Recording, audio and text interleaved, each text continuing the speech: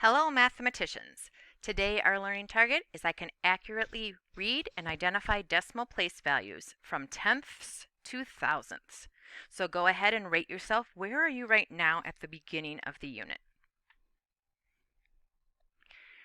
So today we're going to talk more specifically about decimals. And remember we said a decimal was a number that uses a decimal point and a place value to show magnitude or size of a number. Okay, so if we think about decimals, every time we think about a decimal, we can think about this place value chart, and each spot has a definite value. Okay, we've talked about our whole numbers before, our ones, tens, hundreds, thousands, and now we're going to be focusing in today on our decimal place values. Decimals are always based on multiples of 10. This is because we use a base 10 number system. That's why we only use digits 0 to 9, because you can't put two digits in one place. So once we get up to a 9, we need to move to the next larger decimal place. So during this unit, we are going to draw pictorial representations or pictures and or visualize every single time we talk about a fraction and a decimal. So we don't want to just say the fraction. We want to think about what does it look like and what does it mean. Every decimal and fraction we will write. Remember, it always represents a value. It's not just things we write on the paper. It actually represents a value. And we can visualize or draw that value. Just like we talked about yesterday, anytime we see decimals, we want to think about money, money, money, money. Because decimals are the way we use money are the way we use decimals most often. So if we look at our place value chart, we always want to find our decimal point first. That's kind of our stop sign. That tells us, we're going to stop talking about whole numbers and we're going to start talking about change or parts of a dollar. So again, we know we have our ones place is the first place to the left. When we get 9 ones, we can't have any more, so we go to our next place value, which is our tens place.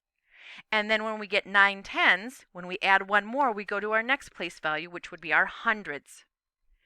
When we get to our decimal point and we move to the right, now we're going to take a dollar and we're going to go to our tenths. Notice it has the THS on it, not the same as tens over here.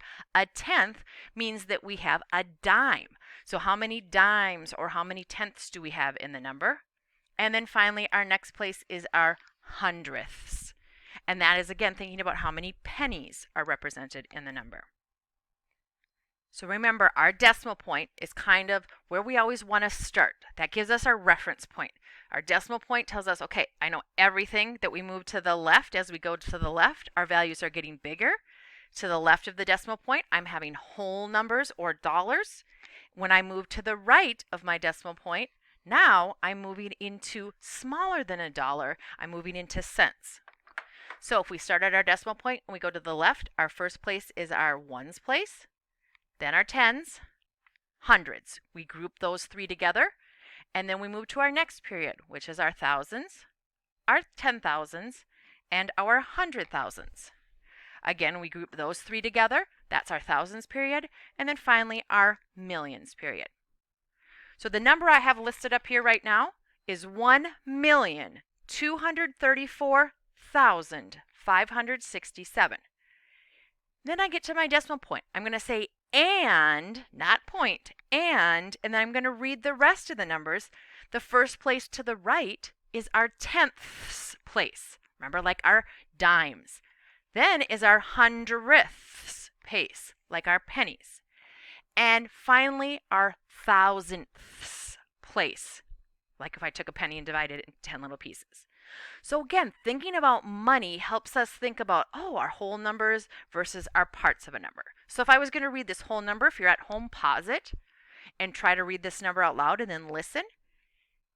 The number would be 1,234,567 and I'm going to say the number after 89, and then this is the last place value, so I say 89 thousandths. So that's how I would read that number. Okay, on your whiteboards now, I want you to write $1 in decimal form on your whiteboard. So go ahead and write $1. Okay, so if we write it down and we think about what it means, I have a 1 in the dollar place, I have nothing in the tenths, and nothing in the hundredths. Okay, so this would be saying $1 or 1 whole or 1 and 0 hundredths, the way it's written that way. I can think of that as my hundreds. 100 cents, remember, is the same as $1. So I would show all 100 pieces of my 100 chart filled in.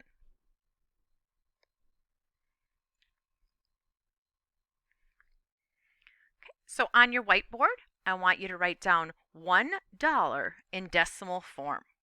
Think about how would you write down $1 with a decimal in it. If we visualize it like we're going to do with everything, I'm going to picture that 100 grid, and I'm going to picture every single box filled in with a penny. It would be 100 cents, which would be the same as $1. And if I made it a dollar, I would really need a dollar sign as well. Okay? So that would be how I would represent $1, 1 whole. Today we're going to zoom in on numbers that are smaller than a dollar. So how would we write 10 cents in decimal form? So not with a cent sign, thinking about how would we write it in relationship to $1. Go ahead and write it on your board. So if we look at this one, I can think of 10 cents or 1/10. So if I wrote 10 cents, I could think of it like this, but that's not in a dollar form. So I could think of 10 boxes or 10 pennies filled in. So I would think of it as 1 in my 10th place.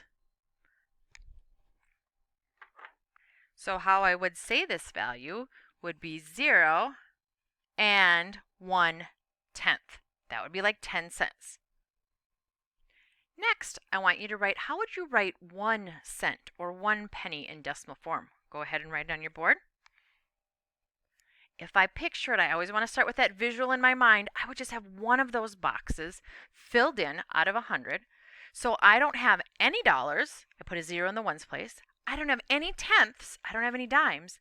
I just have 1/100th. Again, like yesterday, we could write it 1/100th like that. Those are two different ways. They're equivalent ways to write the same value. So now, in our system, a penny is the smallest amount of money that we can have. But in math and in value, we can actually have values smaller than even a penny would be. We would go from tenths to hundredths to thousandths. Now it would be like if I took a penny and cut it into 10 little pieces and just took slivers of that. A visual representation would be I took my 100 grid and I took each box in the 100 grid and broke it into 10 littler pieces. So that means I've got 1,000 rectangles on this box. So if I just had one of those little rectangles filled in, I would have one part out of 1,000 filled in. I would have no dollars because the whole thing is not filled in. I don't have any tenths. The column isn't filled in. I don't have any hundredths because I don't even have a whole box filled in. I just have one of those little thousandths filled in. So we know that in place value of whole numbers, that the place gives it its value. So in this example, I have $1. It's in the ones place, so it's worth 1 whole. In this one, I have my 1 not in my ones place, but in my tens place. So 1/10 would be worth $10. Now I've got my ones, tens, hundreds place, so I have $100. This one, I have to start with my decimal point. Ones, tens, hundreds, thousands. I have a 1 in my thousands place, so it would be worth 1,000. As we move to the right of the decimal point, it gets a little trickier. So when I have my first example, like I just said, I've got my 1, and it's in my 1 place, my dollar place. I don't have anything in my tenths place, so I would say 1 and 0/10 would be how I would write that one. Now if I move over to this first place value, I have $0, and I have a 1 in my tenths place. So that would be like coloring in 1 of my tenths, and I could say that 0 and 1/10, or I could just say 1/10. Notice how that's different. This one would be the whole box filled in for 1 whole. This one is just 1/10 of the box. Now if I move down to my next place, my tenths, hundredths, I have a 1 in my hundredths spot, But to make it in my hundredth spot, remember I have to put that 0 placeholder in there. Otherwise, it would just say 1/10 if I put it right next to the decimal. So now I would say I have 0 and 1/10. That would be like if I had one of those boxes filled in. Notice as I'm going to the right, each time my picture is getting smaller and smaller. My value is getting less and less. Now I've got tenths, hundredths, thousandths. I'm going to put a 1 in my thousandths place. But to get to my thousandths place, I need to go 3 over. So I need to fill my other 2 places with 0. I don't have any value in my tenth. There's no dimes in this number. There are no pennies. But there's one of those little slivers. I can't really draw it very well. One of those really little thousandth slivers. So if you look at all these examples, what do you notice? All of them have zeros and 1 in them. I want you to tell your partner what's one thing that's the same about them and one thing that's different about the examples. Go ahead. So we've talked about how a digit's value, how much it's worth, is determined by the place that it is in the number. So if we look at this first example, I've got a 6, and it's in that first place, that tenths place, so that's going to be worth 6/10. If I look at my next example, I have a 6, but it's not in the tenths, that's in the hundredths place. So now I picture it like 6 pennies, and that's what it would look like visually. In this one, I have a 6 again, but now it's in the tenths, hundredths, thousandths place, so it would be worth 6/1000ths. So I want you to tell the person at your table or your elbow partner, which would you rather have? If this was your favorite dessert, would you rather have 6/10ths of it, 6/100ths of it, or 6/1000ths of it? Hopefully you said you wanted 6/10ths. Because look at it, in this picture, the yellow in this picture shows us 6/10ths, and that is definitely the most. I would get, if I was thinking of it as money, I'd have 6 dimes or 60 cents for this one. I'd have 6 pennies for this one, and I'd have 6 slivers of a penny for that one. Okay, so now let's look at some of our some questions about those values. Which 6, so the first example, the second, the hundredths, or the thousandths, has the largest value? Remember, value is how much something is worth. Which 6 is worth the most? Write it down if you're at home, or write it on your whiteboard if you're at school. We said that was the 6/10. This piece, if I had 6/10 of my cake, that would be the greatest value. It's worth the most. Or if I thought of it as money, it would be like 60 cents. Which 6 has the smallest value, is worth the least? Go ahead and pause, write it on your whiteboard or on your paper if you're at home. The smallest value, as we can see from the picture, that's why those pictures are so important, is the 6/10ths, hundredths, thousandths. So again, I'm going to think of my decimal point, tenths, nothing in there, hundredths, nothing in there, a 6 in the thousandths place. Next question. As you move right, so I'm going to think about right, I'm going to the right of my decimal point. If I think of my number chart going this way, what is happening to the value as I move to the right? How does the 6 change value? Because there's a 6 in all of them, but what's happening as I move the 6 from the tenths to the hundredths place to the thousandths place? Write it on your whiteboard. Hopefully you said your value is decreasing or getting smaller. I'm going to run out of room. Decreasing or getting smaller.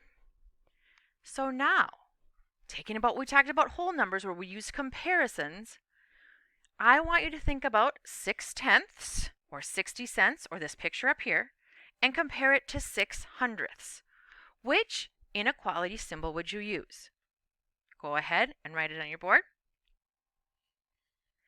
I would choose that 6/10ths is greater than 6/100ths.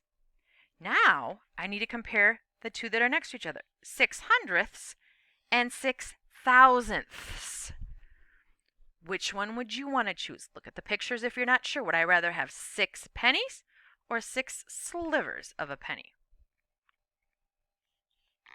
Again, I would choose 6/100ths is greater than 6/1000ths. So it's really important when you're reading decimals that you stop, find that decimal point as your reference, and then really think about, remember, every time you go to the right, you're getting smaller and smaller and smaller. Okay, so now we're going to practice a few. I want you to look at this picture. I want you to write down what is this decimal as a fraction and as a decimal. So if we look at the picture, what would it be? How would we represent it as a fraction and a decimal? And then also try to put a dot on the number line where it would go. Pause and then check your answer when you're done. I could count every little box, which wouldn't be the most efficient way because I know there's 10 in each row or column. 10, 20, 30, 31, 2, 3, 4, 5. So I have 35 over 100 because I know there's 100 because it's a 10 by 10 grid. I would write that as a decimal as 0 and 35 hundredths because I went tenths, hundredths. And then if I think of my benchmark would be half, would this number be greater than or less than half? We talked about half yesterday being 50 cents. Would 35 cents be greater than that or less than that? I would say it would probably be somewhere around there. We know it's less. 35 cents is less than 50 cents. Okay, here's our next example. Let's write it as a fraction first. What does this represent? This one doesn't have 100 pieces in the picture. It only has 10. So because it has 10 equal sized pieces, our denominator is going to be 10. And I've got 1, 2, 3, 4, 5 tenths. How I would write it down as money, I would think of 0 and 5 tenths or 5 dimes. And where would that go on the number line?